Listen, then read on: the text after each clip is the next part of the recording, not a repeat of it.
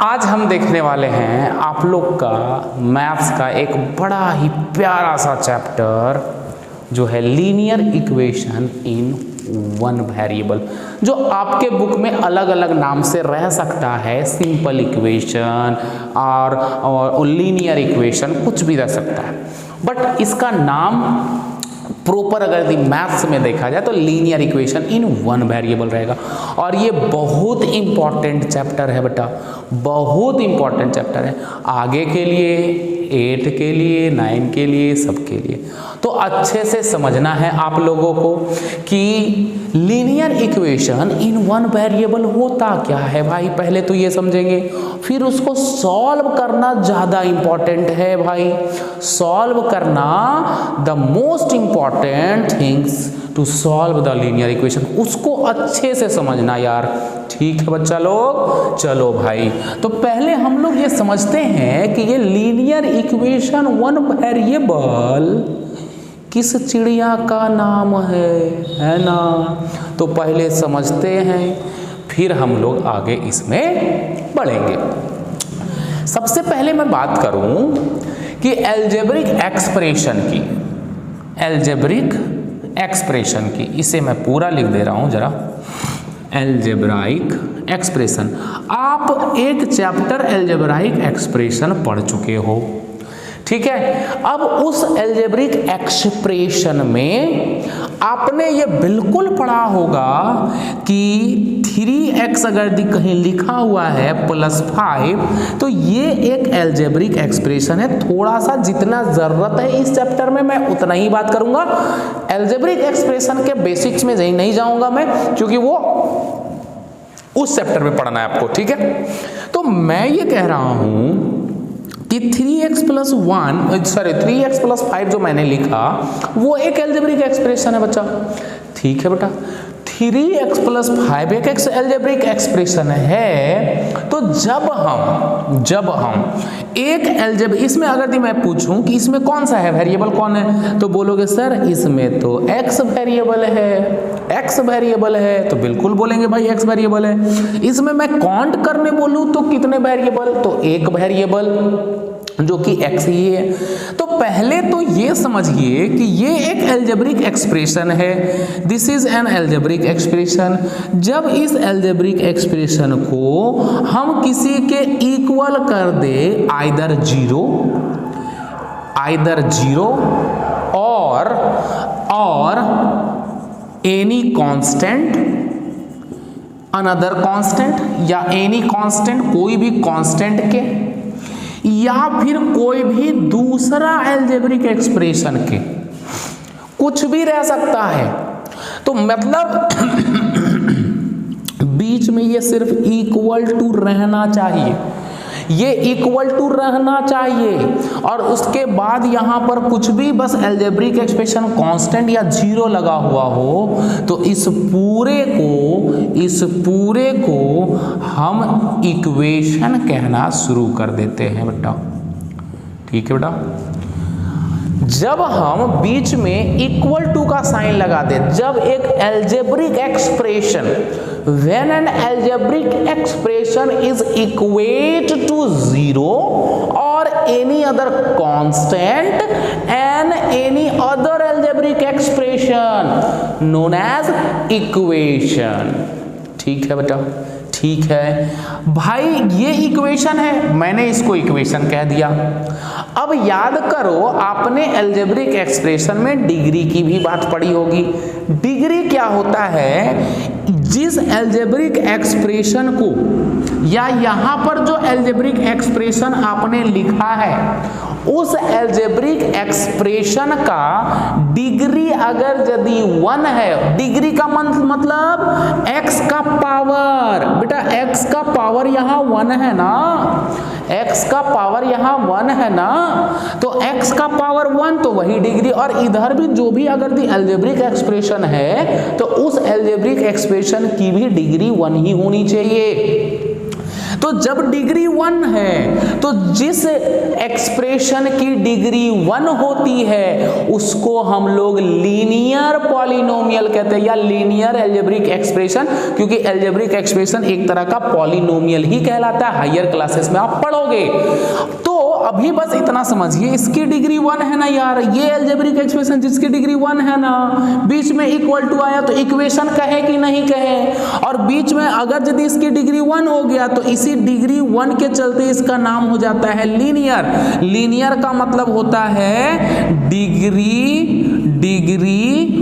1, first degree, एक degree का polynomial या एक डिग्री का एक्सप्रेशन जब इक्वल कर दिए तो एक्स इक्वेशन कहला गया।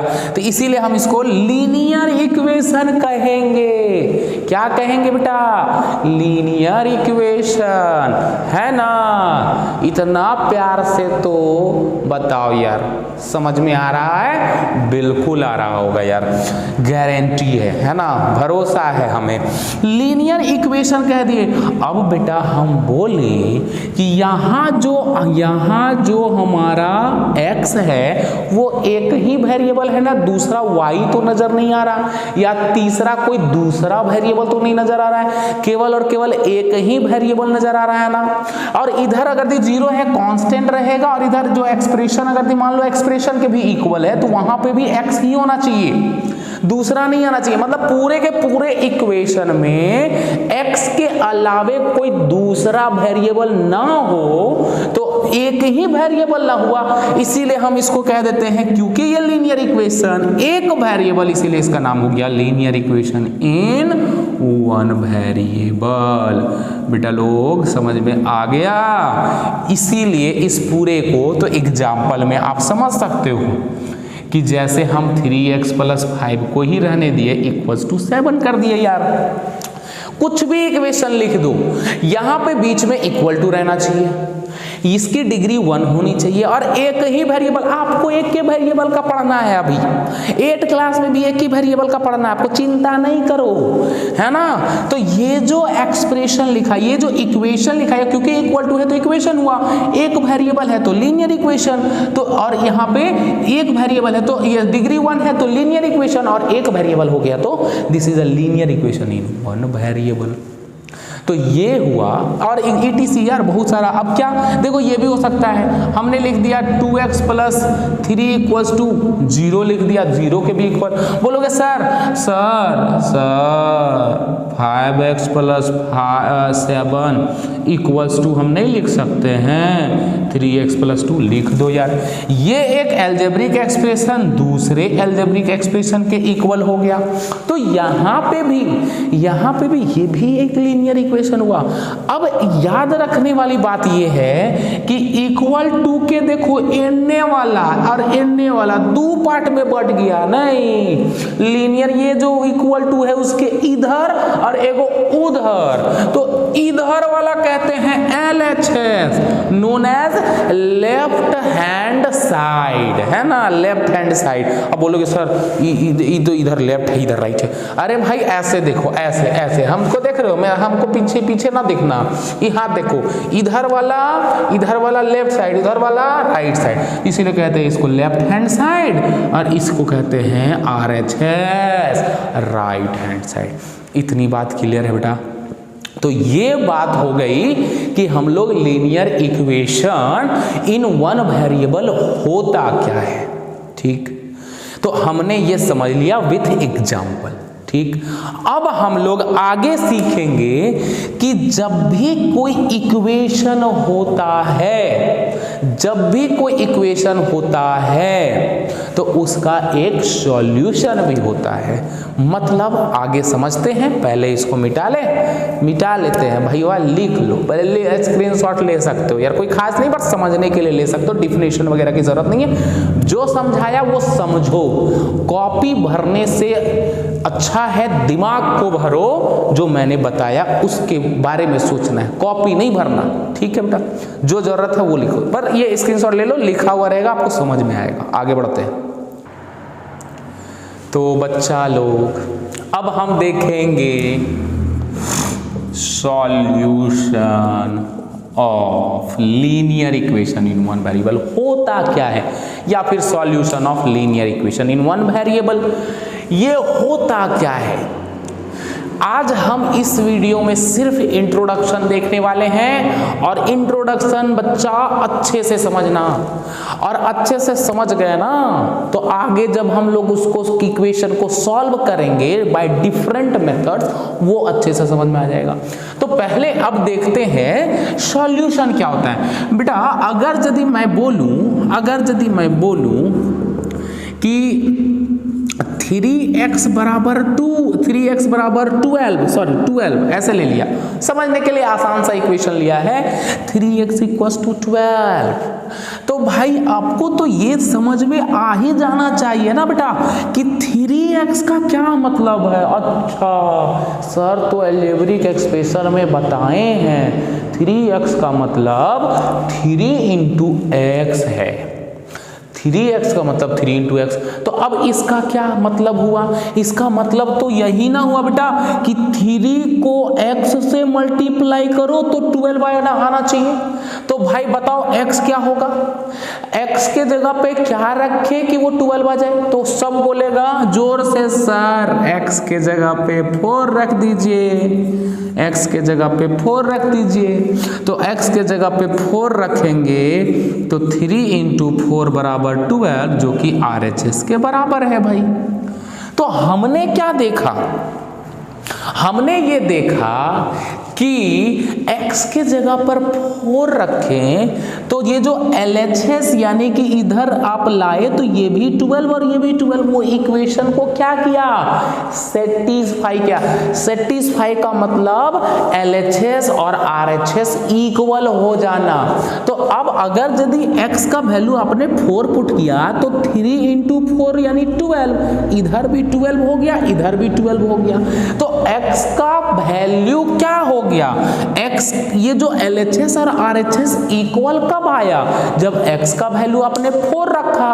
इसके अलावे आप दूसरा रखोगे तो इक्वल आएगा ही नहीं, 1 रखोगे तो 3 आएगा जो 12 के बराबर है ही नहीं। तो x का वो value, the value of x which satisfy the given equation, मैं यहां लिख दूं the value of the variable, जो इक्वेशन में वेरिएबल है, the value of the variable which satisfy the given equation, दिए हुए इक्वेशन को जो सेटिस्फाई करे गिवन इक्वेशन इज कॉल्ड, उसी को क्या कहेंगे बच्चा लोग, is called solution of given linear equation. दिए हुए लीनियर इक्वेशन का वो सॉल्यूशन कहलाएगा। बात समझ में आया। x का वो वैल्यू जो इक्वेशन को सेटिस्फाई करे, means LHS and RHS equal आए, उसको सॉल्यूशन कहते हैं। इसका दूसरा नाम और हम करके बता दे रहे हैं, आगे भी जानोगे, root of given equation. Root of given equation, इसको रूट भी कहते हैं, सॉल्यूशन भी कहते हैं बेटा। ठीक है भाई, ऐसा वैल्यू जो, तो यहां पर सेटिस्फाई कौन किया, x। तो ये जो अब देयरफॉर इसीलिए बोल दोगे कि x = 4, ये जो x = 4 आया is the solution of the given equation, दिया हुआ इक्वेशन हम यहां पे लिख दे रहे हैं ऑफ 3x = 12। इस इक्वेशन का x = 4 सॉल्यूशन कहलाएगा बच्चा। ठीक है, तो सॉल्यूशन किसे कहते हैं समझ में आया। एक एग्जांपल और ले लेते हैं यार, एक एग्जांपल और ले लेते हैं। मान लिया जाए 3x + 2 बराबर 8।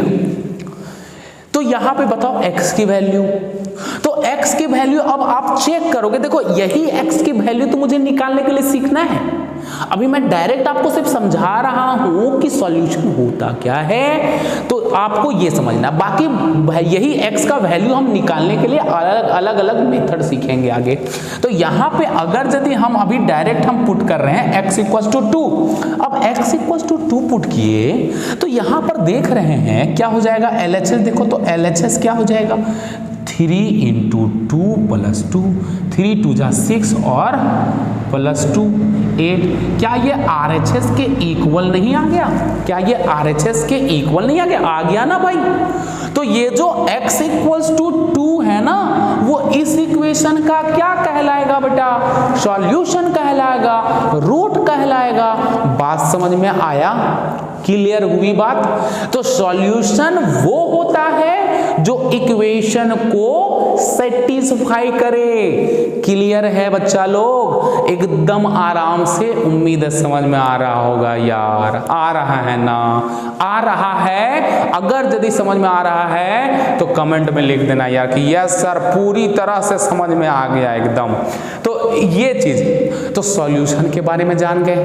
तो ये जो x बराबर 2 आया ना, वो तो अभी बोलोगे सर ये तो डायरेक्ट लिख दिए सर, कैसे लाएं? तो भाई यही लाने के लिए तो ये चैप्टर वो में सीखना है, यही सॉल्व करने के लिए तो यहाँ सीखेंगे अलग अलग मेथड। तो हम आपको 3 मेथड बताएंगे कि कैसे एक दिए हुए इक्वेशन को हम लोग सॉल्व करते हैं और x या दिया हुआ जो भी वेरिएबल x के जगह y भी रह सकता है उसका वैल्यू लाते हैं। ठीक है, तब तक आप ये इंट्रोडक्शन वाला को अच्छे से समझ लीजिए। आगे के वीडियो में हम देखेंगे कि कैसे अलग अलग मेथड से इक्वेशंस को सॉल्व किया जाता है। तब तक आप आराम से इसको देख करके इस चैप्टर को अच्छे से समझिए बेटा, पूरा वीडियो देखिएगा ताकि, क्योंकि ये आगे के लिए भी इंपॉर्टेंट है बेटा, आगे के लिए भी इंपॉर्टेंट है। इसीलिए इसको अच्छे से पढ़ना है, इस चैप्टर को बड़े अच्छे से पढ़ना है। ठीक है, सिंपल इंटरेस्ट, कंपाउंड इंटरेस्ट, उससे हम इस चैप्टर को ज्यादा इंपॉर्टेंट मानते हैं क्योंकि आगे के एग्जाम, आगे के लिए क्लासेस में इसका बहुत ज्यादा यूज है। ठीक है बेटा, तो अच्छे से पढ़िए। तब तक फिर से मिलेंगे हम लोग नेक्स्ट वीडियो में कि कैसे इक्वेशन को सॉल्व किया जाता है। तब तक खाओ पियो, मस्त रहो, पढ़ते रहो, ज्यादा परेशान घर वालों को नहीं करना। ठीक है, और पढ़ते रहिए यार। ठीक है, टाइम निकाल करके पढ़ो यार, खेलना भी है लेकिन पढ़ना भी है यार। तब तक के लिए जय हिंद।